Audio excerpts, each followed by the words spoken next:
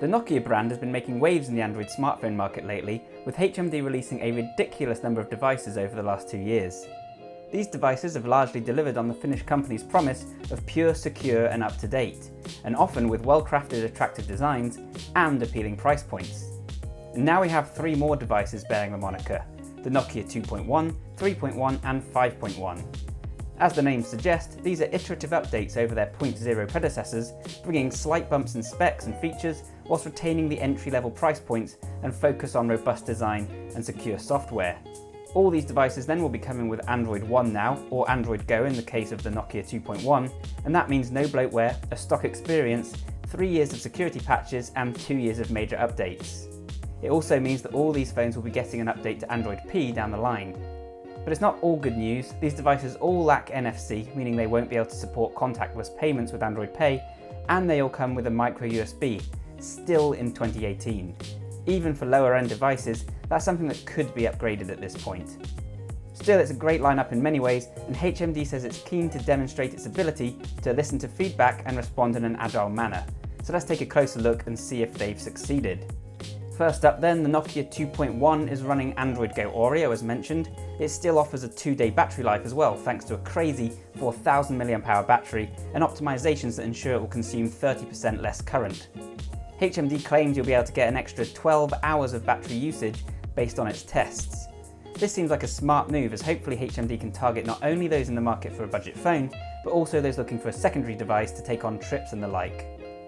Otherwise, it comes with a 5.5-inch HD 720p LCD display.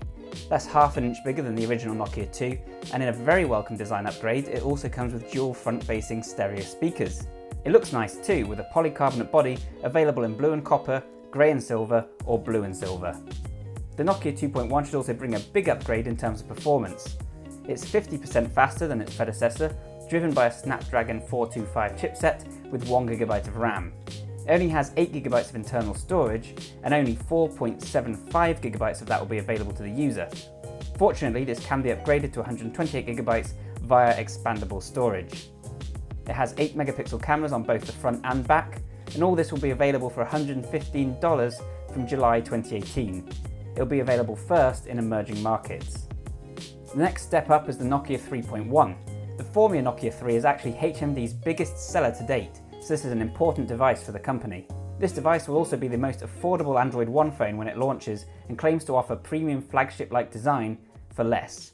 To that end, it boasts a body made of CC aluminium with a dual diamond cut at the top and bottom and dual colour anodization, just like we saw recently on the Nokia 7 Plus. It comes in blue and gold, black and silver, or white with wine red. The screen is actually a little smaller than the 2.1 at 5.2 inches, but it's otherwise a similar 18:9 720p LCD display. Once again, it's getting an upgrade in terms of the performance.